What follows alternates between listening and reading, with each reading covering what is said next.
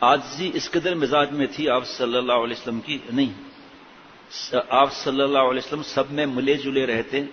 یہ نہیں کہ اپنی شان بنا کر لوگوں سے کھینچنے لگیں، بلکہ کبھی کبھی کسی کا دل خوش کرنے کے لیے ہنسی مذاق بھی فرما لیتے تھے. لیکن اس میں بھی وہی بات فرماتے جو سچی ہوتی جناب. اس کو بھی لوگ سمجھتے نہیں ہیں، اس کو بھی لوگ نہیں سمجھتے. میں سنا رہا ہوں لطیفہ. لڑکا لڑکی حرام عشق میں، اور کیا باتیں کریں گے یہ لوگ؟ دین کی بات تو نہیں کریں گے نا. تو لڑکے نے کہا کہ میرے دادا کا اتنا بڑا استبل تھا، گھوڑا جب پیدا ہوتا تھا نا چلتے چلتے آخر تک پہنچتا تھا تو بوڑھا ہو کر مر جاتا تھا، اتنا بڑا استبل تھا. لڑکی نے کہا میرے نانا کے پاس اتنا بڑا بانس تھا، جب بارش نہیں آتی تھی سب کہتے تھے نانا نانا بارش کرا دیں، تو نانا بانس جو ہے بادلوں میں ڈالتے تھے اور بارش ہو جاتی تھی. کچل جھوٹی، اتنا بڑا بانس کہاں رکھتے تھے؟ کہ آپ کے دادا کے استبل میں. اب یہ جھوٹ ہے، آپ سمجھ نہیں رہے کہ یہ مزاح ہے، یا اس کو جھوٹ میں گنیں گے آپ؟ اگر جھوٹ میں آپ گنیں گے تو اپنی خیر منا اتنا بڑا بانس کہاں سے آئے گا اور بارش برسا دے گا؟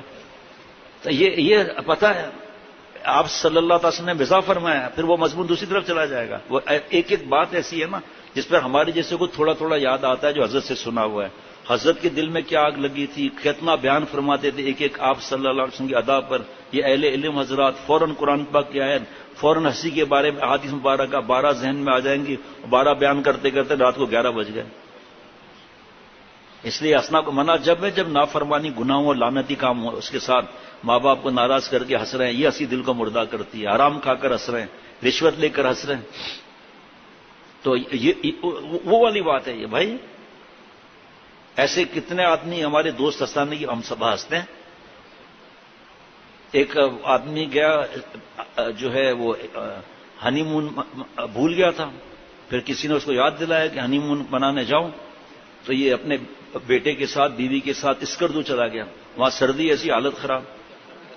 جب باہر نکلا تو ایسی سردی کہ پریشان ہو گیا. اس نے سوچا کیا کریں گے؟ کیا ایسا کرتے ہیں کہ بچے کو اپنے بیڈ پر سلاتا ہوں اور خود سوسو کر لیتا ہوں، کیونکہ کچھ کو اعتراض ہوتا ہے کہ اس نے یہ کہہ دیا، اس نے سوسو کر لیا ٹھاٹ سے. اس کے بعد خود بھی پریشان ہو گیا کہ یہ کون یقین کرے گا کہ بچے کا اتنا سوسو ہے. بہرحال اب وہ شرمندہ ہو کے پلٹا کہ بیٹے کو اٹھا کے وہاں سلاؤں، تو بیٹے نے وہاں پوٹی کر دی تھی. جی وہ بھی نہیں بول سکتے کیونکہ کچھ خواتین کو پوٹی صحیح لگتا ہے، حالانکہ جو انگریز پولٹی بولتے ہیں اس کا مطلب پخانا ہی تو ہے. بہرحال میں پخانا نہیں بولتا ہوں، میں پوٹی بولتا ہوں تاکہ کسی کا دل نہ دکھے، ہے پکانا.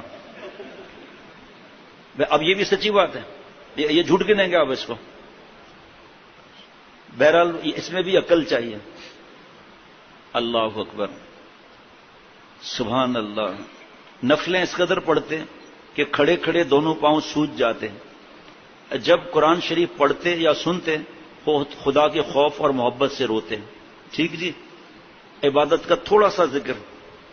خصائل نبوی صلی اللہ علیہ وسلم، شرح شمائل ترمذی، صفحہ نمبر 233، مکتبہ شیخ الحدیث حضرت معاذ زکریا صاحب رحمۃ اللہ علیہ، جو یہاں روز پڑھا جاتا ہے ماشاءاللہ. آپ صلی اللہ علیہ وسلم کی ہر حرکت، ہر سکون عبادت ہے، ہر کلام اور خاموشی ذکر اور فکر ہے. اس باب میں امام ترمذی رحمۃ اللہ علیہ نے چند احادیث ذکر کی ہیں جس سے اندازہ ہو جائے گا کہ نبی کریم صلی اللہ علیہ وسلم کس قدر نفلی عبادت کا اہتمام فرماتے. حضرت نے فرمایا تھا کہ آپ صلی اللہ علیہ وسلم کا سونا بھی قرآن پاک کی تفسیر ہے، آپ صلی اللہ علیہ وسلم کا ہنسنا بھی قرآن پاک کی تفسیر ہے، آپ صلی اللہ علیہ وسلم معاف کرنا بھی قرآن پاک کی تفسیر ہے. اب اگر حضرت سے نہیں سنا ہوتا تو آدمی کو سمجھ میں ہی نہیں آتا بیان. حضرت سے سنا کہ اما عائشہ صدیقہ رضی اللہ تعالی عنہ سے کسی نے عرض کیا کہ آپ صلی اللہ علیہ وسلم کے اخلاق مبارک، عمل وغیرہ سب مفہوم کے ساتھ عرض کر رہا ہوں. اما عائشہ صدیقہ رضی اللہ تعالی عنہ صدیقہ کائنات نے فرمایا کہ آپ صلی اللہ علیہ وسلم کا چلنا پھرنا سب یہ قرآن پاک کی تفسیر تھا. اب جو آپ صلی اللہ علیہ وسلم کی نقل کر لے گا قرآن پاک پر عمل ہو جائے گا. بہرحال معصوم ہونے کے باوجود، اونچے مراتب پر فائز ہونے کے باوجود، جہاں نہ کوئی ولی پہنچ سکتا ہے نہ کوئی اور نبی، اور ہم لوگ جو امتی کہلاتے ہیں حضور صلی اللہ علیہ وسلم کی اتباع کا دعویٰ کرتے ہیں، ہم عبادات کا کتنا اہتمام کرتے ہیں، حالانکہ ہم گناہ گار ہیں، سیاہ کار ہیں. دیکھیے شیخ الحدیث معاذ زکریا صاحب رحمۃ اللہ علیہ اتنے نیک ان کا صدقہ جاریہ کوئی نہیں گن سکتا کس انداز سے فرما رہے ہیں. یہ صرف فرماتے نہیں، یہ حقیقتاً دل میں ایسا ہی سمجھتے ہیں، کیونکہ اللہ کی عظمتیں ان کے نظروں میں ہوتی ہیں. ہم نے تو 2-3 بیان کر لیے، چوڑے ہو گئے. حضرت مجدد کا یہ جو بھی سنایا نا، اس کے ساتھ ہی لکھا ہوا ہے کہ ایک اللہ والے تھے، ان سے لوگوں نے کہا بارش نہیں ہو رہی ہے، آپ مہربانی کر کے دعا کر لیں. فرمایا میرے گناہوں کی وجہ سے بارش رکی ہوئی ہے، مجھے نکالو بستی سے. سب جمع ہو گئے. حضرت یہ کیا آپ فرما رہے ہیں؟ ہم نے آپ کو بچپن سے آپ کو دیکھتے ہوئے آ رہے ہیں، آپ کے بچپن کو دیکھتے ہوئے آ رہے ہیں کہ بھائی میں ایسے ہی تھوڑی کہہ رہا ہوں.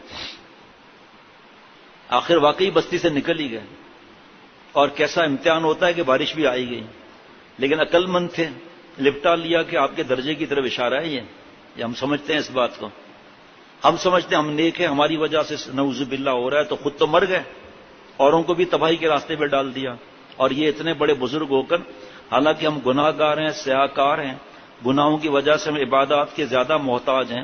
حضرت فرماتے تھے نفل کو تو چھوڑو بھائی، یہاں تو فرض خطرے میں ہے. 14 سنتوں کے ساتھ وضو کیا، 51 سنتوں کے ساتھ نماز پڑھی، قرآن پاک صحیح کرایا. عجیب عجیب، ہم عبادات کے زیادہ محتاج ہیں. پھر ہمارے عبادات بھی ایسی ناقص کہ حالانکہ یہ میں سن چکا ہوں مفتی صاحب سے، پھر بھی دل کرتا ہے. اور یہ بات دل میں اترتی کب ہے؟ جب بار بار ہو نا معاملہ. ایسے پوچھو مفتی صاحب سے مزہ آ رہا ہے یا نہیں آ رہا ہے؟ بہت ہی مزہ آ رہا ہے. عاشق ہوگا نا وہ تو اسی طرح کہے گا بھائی کباب کا عاشق ہے، آج کباب ملے کب منع کر دے گا کل کہ نہیں چاہیے. کھانا کھا لیا، پیٹ بھر گیا، ارے معاف کیجیے گا بھائی جان آپ میرے مہمان ہیں، وہ کلفی میں بھول گیا. منع کر دیں گے؟ منع کریں گے؟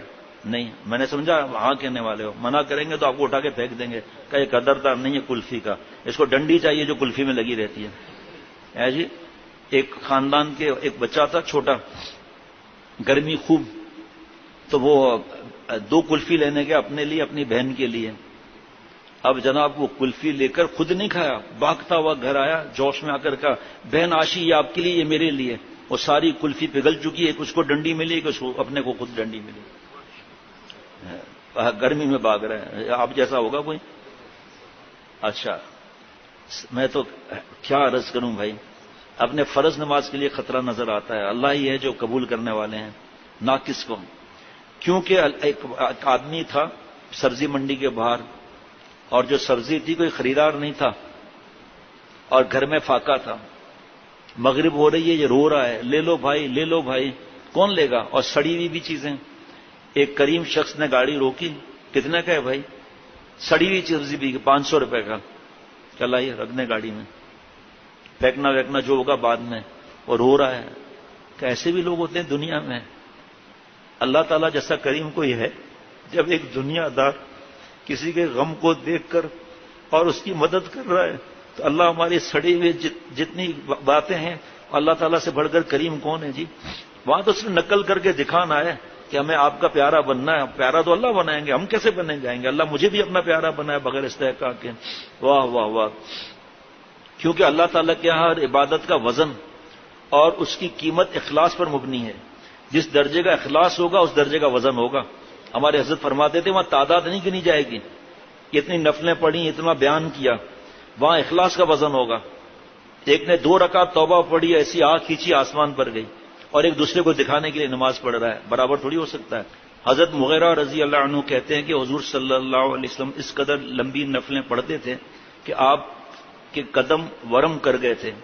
صحابہ نے عرض کیا کہ آپ اس قدر مشقت برداشت کرتے ہیں، حالانکہ حق تعالی شانہ نے آپ صلی اللہ علیہ وسلم کی اول آخر سب لغزشیں بخش دیے ہیں. اب یہاں مضمون تو ہے دوسرا، لیکن حدیث پاک چل رہی ہے تو اس میں کیا ہم بتائیں گے؟ بتانا منع نہیں ہے، لیکن مضمون طویل ہو جائے گا نا. جن کی شفاعت کے بغیر کوئی جا نہیں سکتا جنت میں، وہ اتنا رو رہے ہیں.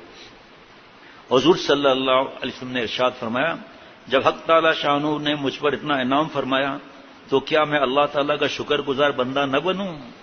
جناب فائدہ. صحابہ رضوان اللہ علیہم مجمعین کی غرض بظاہر یہ تھی کہ زیادہ عبادت گناہوں کے مٹانے کے لیے ہوتی ہے. جب آپ صلی اللہ علیہ وسلم معصوم ہیں، آپ سے گناہ صادر نہیں ہوتا، پھر آپ اس قدر مشقت برداشت کرنے کی کیا ضرورت ہے آپ کو؟ آپ صلی اللہ علیہ وسلم نے اس کا جواب دیا کہ عبادت کی غرض صرف یہ نہیں بلکہ کبھی دوسری وجوہات بھی ہوتی ہیں. کبھی اللہ تعالیٰ کے شکر کے لیے، اعلیٰ درجے کے حصول کے لیے. جب اللہ جل شانہ نے میری سب لغزشیں معاف فرمائی تو اس کا تقاضا یہ کہ میں اس کے احسان کے شکر میں کثرت سے عبادت کروں۔ اہم بات جیسا لکھا ہوا ہے کتاب میں، حضرت علی رضی اللہ عنہ فرماتے ہیں عبادات کبھی جنت کی رغبت کی غرض سے کی جاتی ہے، یہ تاجروں کی عبادت ہے۔ یہ خاص اس پڑھنے کے لیے میں لایا تھا، یہ خاص یہ پڑھنے کے لیے، حدیث پاک تو ہے ہی خاص جاری بات ہے۔ حضرت علی رضی اللہ عنہ فرماتے ہیں کہ عبادت کبھی جنت کی رغبت کی غرض سے کی جاتی ہے، اور یہ تاجروں کی عبادت ہے کہ عبادت سے جنت کی خریداری مقصود ہے، منع نہیں۔ سمجھا رہے ہیں کہ یہ تاجروں والی عبادت ہے۔ یہاں عبادت کی قیمت ادا کی جاتی ہے، وہاں جنت کا مال مل جائے گا، اگرچہ جنت کی رغبت سے بھی عبادت منع نہیں۔ دیکھیے آگے نا، اور کبھی عبادت جہنم کے خوف کی وجہ سے ہوتی ہے، یہ غلاموں نوکروں کی عبادت ہے۔ آگے پھیلاؤں نا اسماعیل کا بھائی، کہ ڈنڈے کے خوف سے کام کرتے ہیں جیسا نوکروں کا عام دستور ہوتا ہے، اگر جہنم کے خوف سے بھی عبادت منع نہیں۔ ایک وہ عبادت ہے جو بغیر رغبت یعنی جنت اور بغیر خوف دوزخ کے محض اللہ تعالیٰ کے احسانات کے شکر اور اس کی رضا کے لیے کی جاتی ہے، یہ آزاد لوگوں کی عبادت ہے، غلام نہیں ہے، آزاد ہیں۔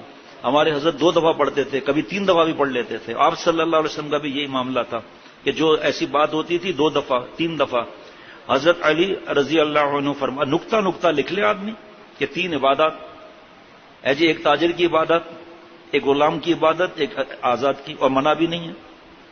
جیسے یہ دعا ہے اللہم انی اسألک رضاک والجنہ واعوذ بک من سخطک والنار، اے اللہ ہم آپ سے آپ کی رضا پہلے مانگتے ہیں، جنت بعد میں، کہ جس سے آپ راضی ہوں گے کہاں جائے گا وہ؟